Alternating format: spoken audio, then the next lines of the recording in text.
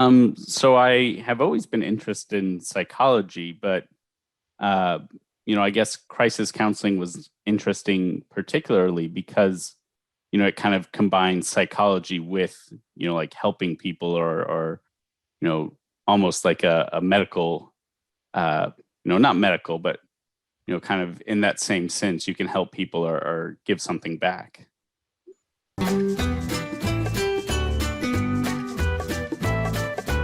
So, my schedule, everyone's schedule is different, but mine is 3 p.m. to 11 p.m. Uh, and I have Wednesday, Thursdays off. But during those times, when I'm on shift, I basically just sit down at my computer, clock in online, and answer calls. I get all the calls through the computer. Uh, but yeah, it's basically just 8 hours of sitting in front of my computer, taking a few breaks, and that's mostly it.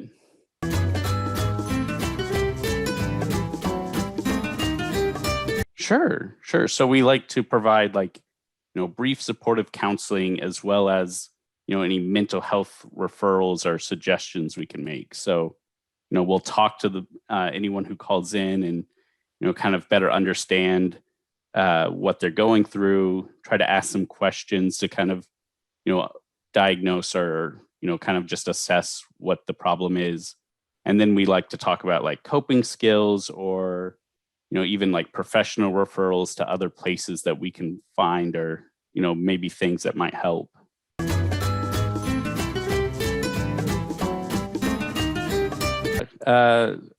So I got the job because I have a bachelor's in psychology.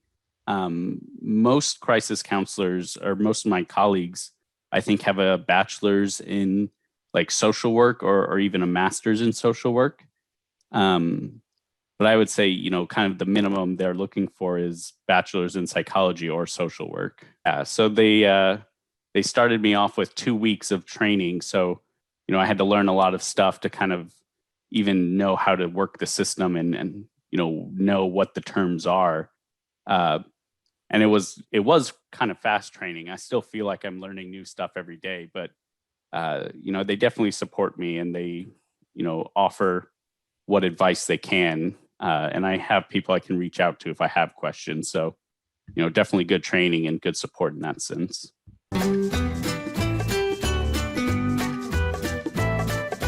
I think, it's kind of a cliche, but I'd say my favorite part is just, hearing people after I've helped them, you can tell the difference in somebody's voice when they first call in versus when they, when you're wrapping up the call, you can tell that they're much less anxious or stressed or worried. And oftentimes they'll even say that and they'll say, thank you. So, I'd say kind of just hearing people do better and feel better.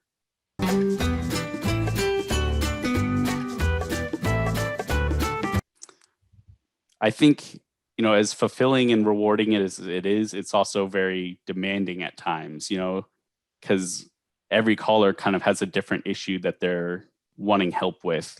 Some people need like immediate support and need some kind of medical or some kind of immediate psychiatric care, whereas other people are just calling in because they're lonely or want to talk to somebody.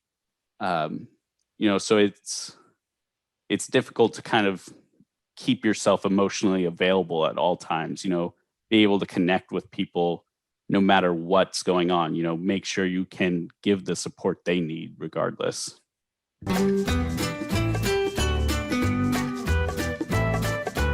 think, I've always just been kind of good at just shaking things off and kind of, moving on to, after the day ends, I clock out and I move on to the next day.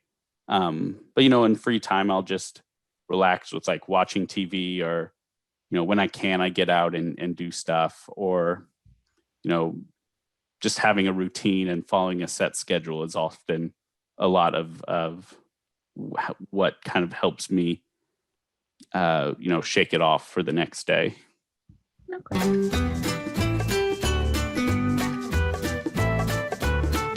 Yeah, I'd say, if you're looking in psychology, there's a lot of different options, even up to the level of like a therapist, or, there's even like, like industrial psychologists who I think they do stuff for like organizations or companies, they help manage efficiency.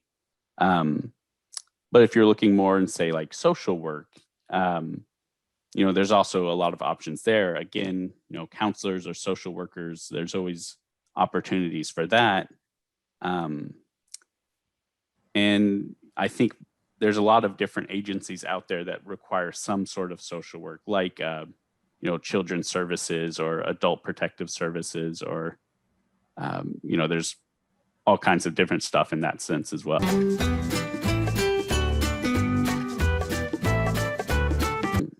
I mean, there's definitely like, monthly meetings and you know, kind of assignments that they have us do to kind of continue our training. They also provide a lot of opportunities for, you know, growth and development in a professional sense. I wouldn't say there's a lot required. Um, so if I wasn't interested in learning new stuff, I don't think I would have to, but that would be only if I kind of want to stay at this level. I honestly couldn't say what exactly it would take to go to the next level, or, get promoted to the next level at that point.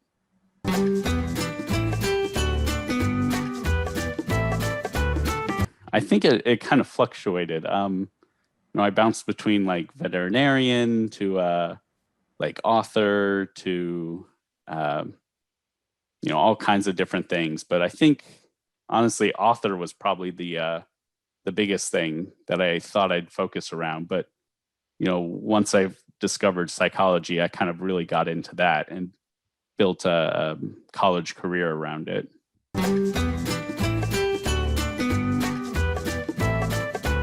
Probably the biggest one is just like communication, or being able to talk with someone, because you don't learn that in a lot of places. You don't learn that in school for the most part.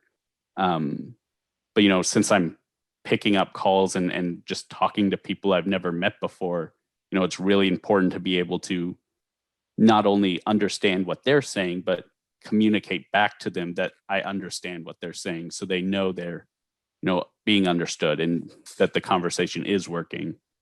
So I'd say, 4-H wise, definitely there's all these different functions where I have to, present myself and kind of say, I have to, I have to put on like an appearance, and I have to convey ideas to other people, if that makes sense.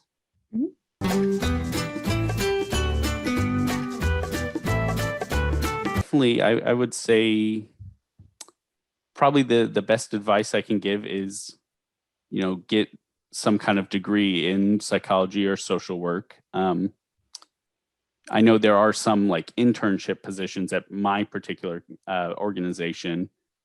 So that's another possibility. I think there's actually a crisis line, I think, based in Owensboro, that's called like River Valley Behavioral Health or something. So if people from Evansville are interested in getting into crisis counseling, that might be a place to start as well.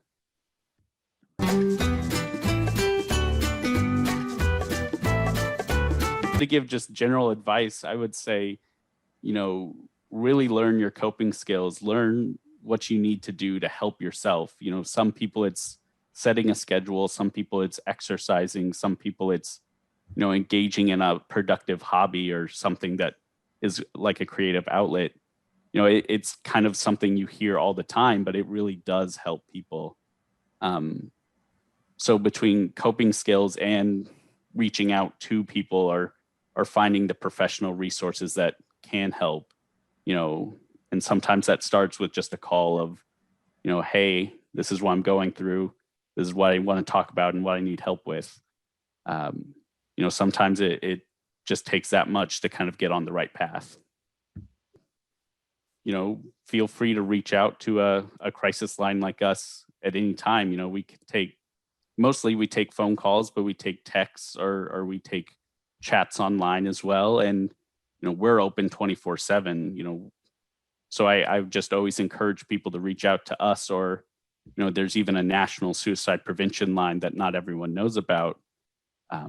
So I just like reminding people that options like these exist.